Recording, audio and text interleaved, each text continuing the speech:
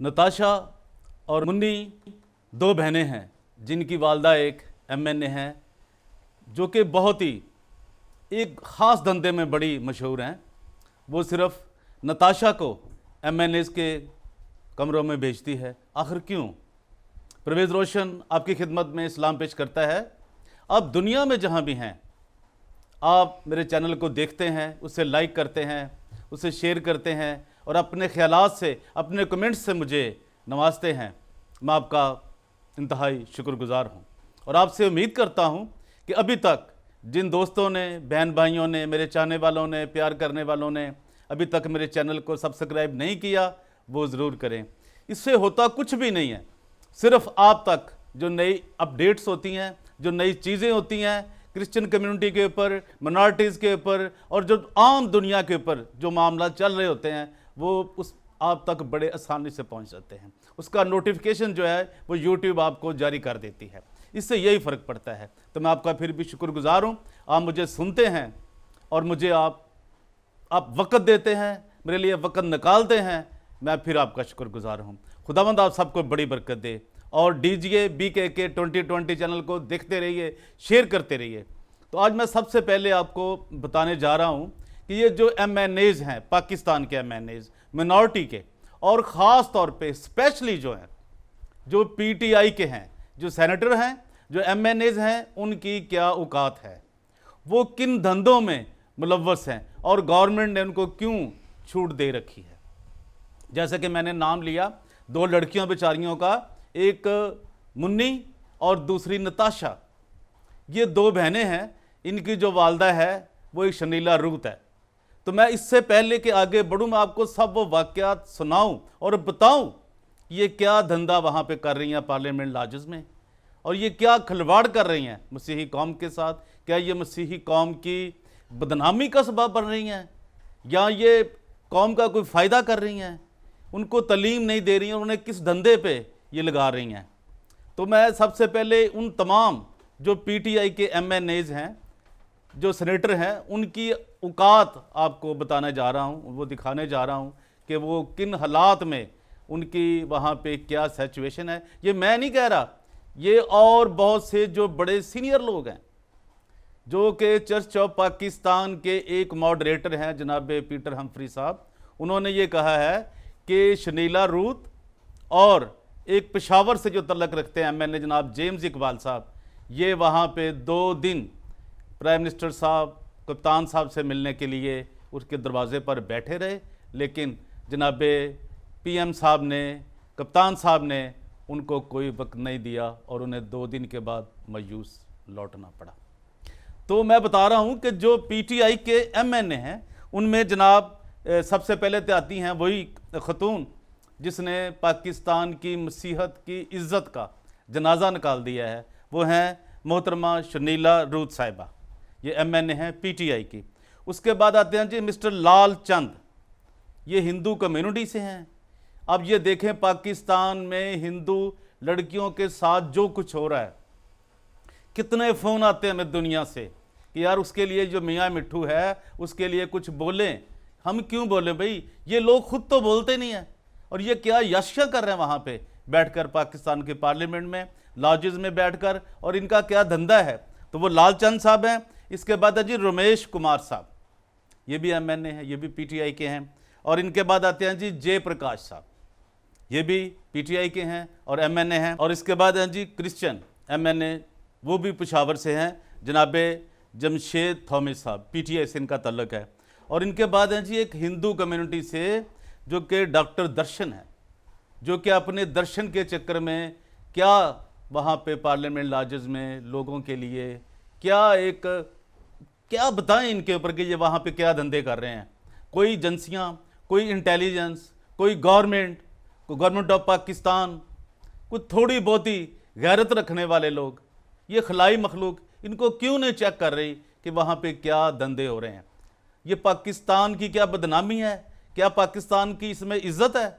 इस चीज़ को तो डिफाइन करें। जबकि वहाँ से बोतलें पकड़ी जाती थी पार्लियामेंट लाजस से, रूम से, तो बड़े खबरें छपती थी, लेकिन इनको कोई पूछने वाला नहीं है। और इनके साथ हैं जनाब मिस्टर जेम्स इकबाल साहब, इनका तल्लक भी पेशावर से है और ये भी पीटीआई के एमएनए हैं। ये क्या कर रहे हैं ये अब मैं सब आपको बताऊंगा कि इनके नाम मैं क्यों ले रहा हूँ। फिर आते हैं जी मिस्टर किशुमल खीलदास साहब, ये भी एमएनए हैं, ये भी पीटीआई के हैं। और मिस्टर रमेश लाल साहब हैं जी, ये भी हैं, ये पीटीआई के हैं, ये भी सिंध से तल्लक रखते हैं, बलूचिस्तान से तल्लक रखते हैं। और मिस्टर नवीद आमिर जीवा साहब, ये पीपीपी से तल्लक रखते हैं। तो ये बीसी ग्रुप का गैंग का हिस्सा हैं, वो भी फिर मैं आपको बताता हूँ। ये मेंबर नेशनल असम्बली हैं और इनके साथ एक पीटीआई के सेनेटर हैं जनाबे ब्रिगेडियर रिटायर जॉन केंथ विलियम साहब। तो ये भी, लेकिन इनके लोगों के कोई नाम भी नहीं जानता।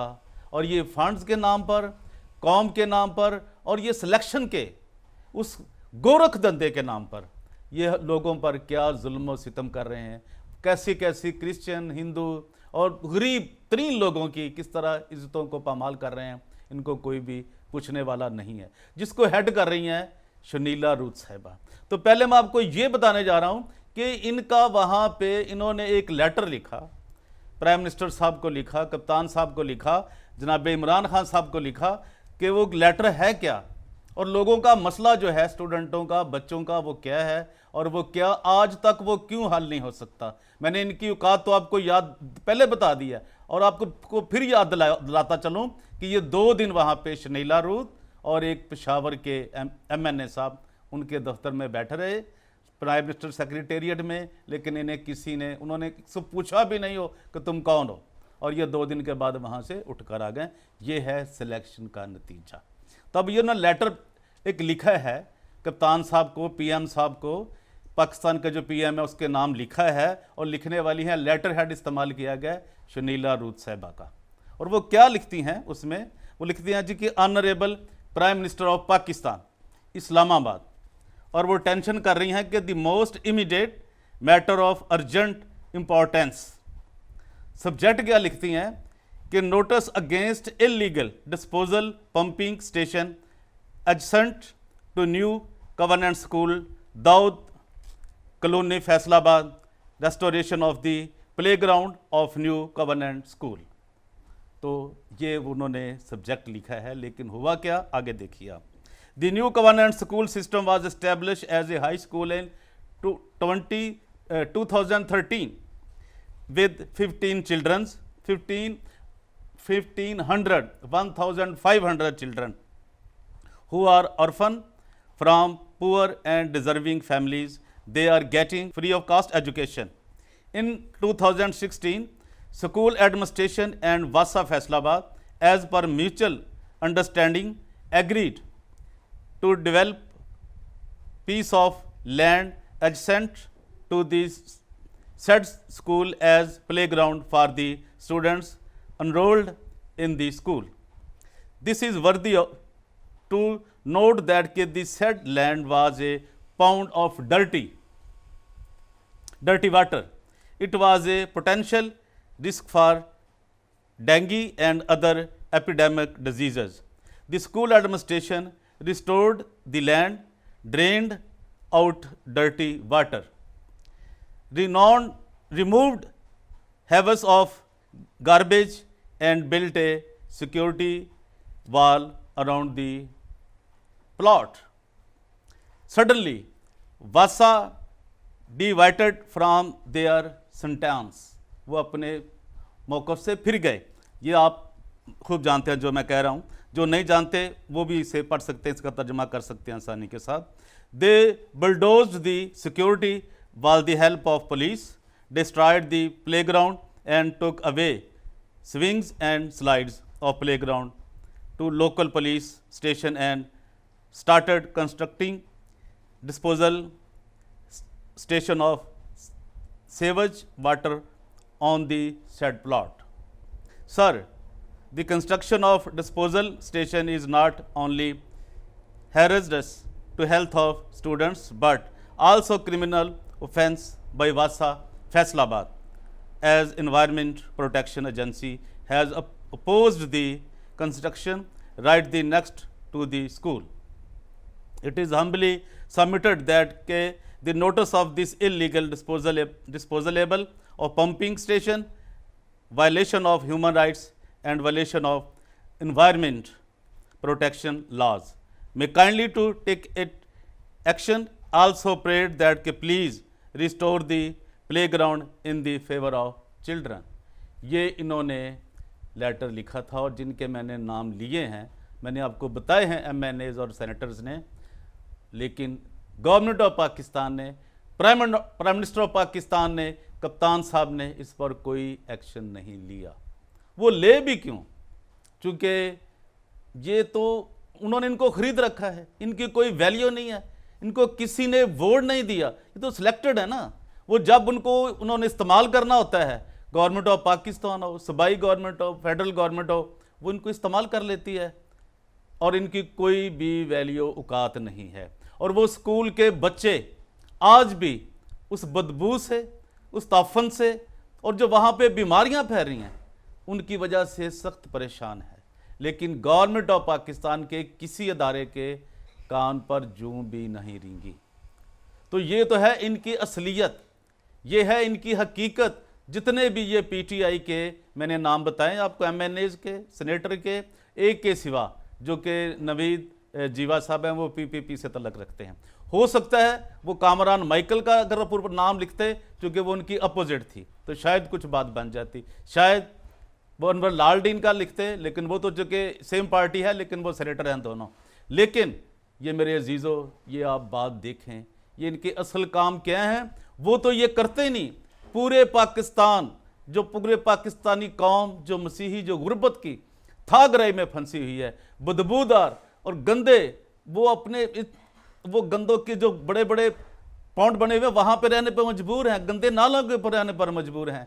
लेकिन ये लोग अपने असल काम को छोड़कर किन अयाशियों में, किन बदमाशियों में लगे हुए हैं। तो मैं ये पूरी की, जो आपको भी वक्त का तकाजा है, मैं आपको वो पूरी जो बात मुन्नी की और नताशा की है वो आपको बहुत जल्द बताने जा रहा हूँ। और उसके ऊपर एक अलग से वीलॉग बनाऊंगा ताकि आप उसको पूरी बात को समझ सके, जान सके कि इस जो काला धंधा है, जो एक भयानक धंधा है, जो एक उसकी कौन जिम्मेदार है।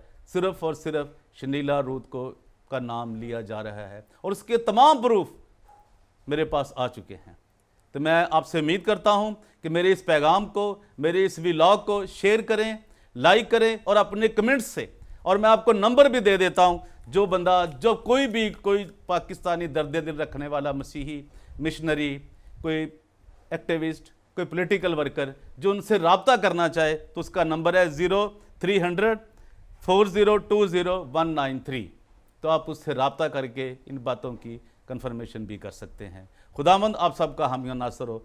Thank you very much for your time and watching for this video. Thank you.